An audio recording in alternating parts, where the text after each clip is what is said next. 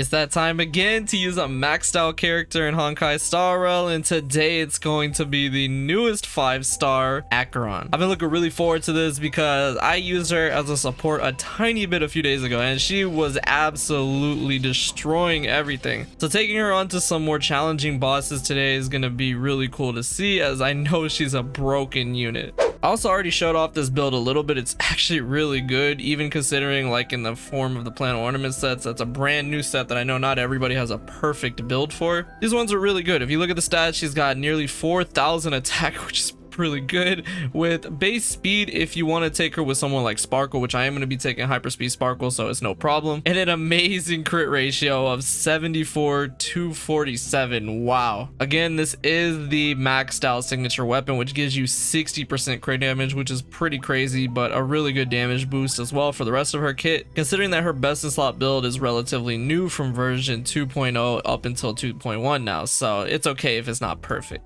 Maxed out Eidolons, which I did not touch on before, but they're really good. E1, when dealing damage to debuffed enemies, increases the crit rate, which is very vital towards her kit and how you want to play her. You want to bring Nihility characters that can include debuffs along with that actual 4-piece set. E2 just means that you need less Nihility characters on your team to be able to take advantage of this buff, but you want to bring Nihility with her anyway. I'm going to be bringing at least one. If you don't have her at E2, honestly, you would want to take 2 Nihilities, preferably Pela and Silverwolf, but because this is E6, I'm only going to be bringing one of those. E4, which I think is just one of the coolest looking Eidolons in the game. When an enemy target enters combat, inflicts them with the ultimate damage vulnerability, increasing the amount of ultimate damage they take. So mixing that together with the signature light cone, the ult is going to hit extremely hard. And the last but certainly not least, E6 increases the type resistance penetration on the ultimate damage on Acheron, which is really good. This is just a really strong buff to her damage overall, and I mean it's no surprise that her ult hits like a nuke with all of these Eidolons. Yeah, this Acheron is definitely broken, but let's see how she actually does in game, especially with the team I'm going to be using. All right, so the team comps, this is actually really solid for her. This is her best in slot team. Again, if you have her at E2 and above, you don't need to have Silverwolf and Pela both there. But because of that, I'm only going to be taking Pela in this case. I have Sparkle there for amazing buffing capability, Fushuan for just that sustain, and then of course Acheron. This team is going to provide her with everything she needs to make sure her kit and making her do so much damage. Now I already know this Acheron can hit extremely hard. I've already seen it before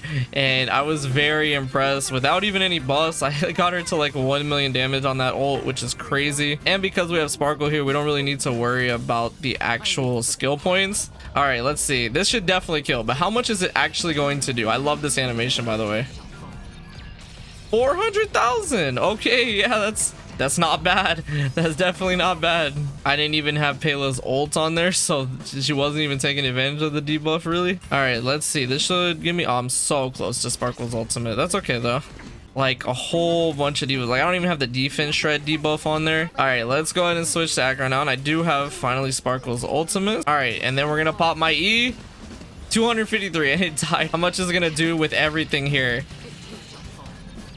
1.3 million, and I didn't have the defense shredding on there again. That's crazy. Oh my gosh. All right, I think the swarm disaster bug will be a good showcase next. Now we don't actually have the lightning weakness here, but I think it's still going to be very good nonetheless. I would like to try to get the defense shred with Pela here a lot more though, because I wasn't really taking advantage of that too much in the last one. All right, this should give me... We have some pretty good skill points, so I'm just going to go ahead and do this. Let's drop this in. That's going to do a lot of defense shredding across the board. Then we'll come right in with Acheron's, and I can only imagine how much yet again. Let's see it.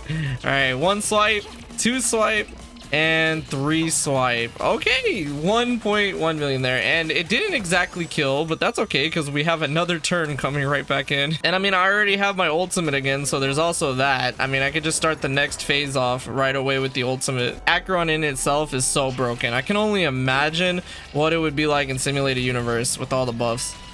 520,000 there. Okay. All right, so I'll go ahead and switch back to Acheron again. This time I'm gonna have the ultimate buff from Sparkle, since I don't know if the E will kill, but even then it's okay because we have the ult coming back in. Like, the fact that she's able to get her ult so quickly is insane. Like, it's such a good rotation.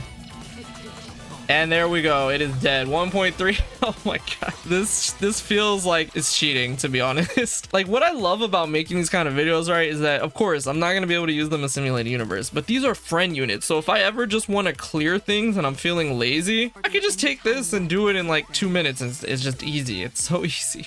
All right, let's go ahead and end it how we usually do. I am going to be taking Fu Xuan off here, and I'll throw on maybe someone like Tingyun. That way we can just do maximum damage, and I really don't know what she's going to hit. I'm actually a little scared that it might break the game, but we'll see. All right, here we go. And this one also does not have really a lightning weakness, but it's not going to matter, of course. I don't think I want to use Palas yet, of course, so I'll just do that. I'll build up the stacks, get the ultimate going.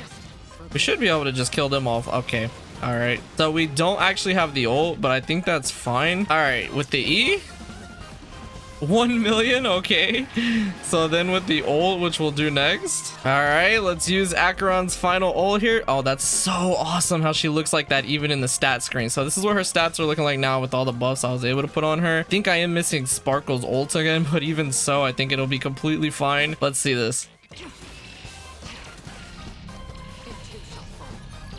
Oh my gosh, 5 million? That is insane amounts of damage. That's the highest by far that I've ever gotten to in Honkai Star Rail. I know that Jinglu is a really strong character that's capable of hitting really high amounts of damage too, but nah, I think Acheron takes it. She is really deserving of being the first anniversary unit that we got so far. So that's gonna do it. Of course, this character is extremely broken, one of the best friend support units that I've ever used, and I really hope that I get Acheron. I've been summoning for her off screen, and I'm really close to that pity mark with all the amazing generous rewards we've been getting. She's still really good even if you have her as a free-to-play player, so I can't wait to hopefully get her. But yeah, let me know what you guys thought about this. If you were fortunate enough to get Acheron, how is she doing for you? I imagine she's breezing through a lot of the content right now for you. Yeah, I hope y'all enjoyed this. Thank you so much for watching, and I will see you all in the next video.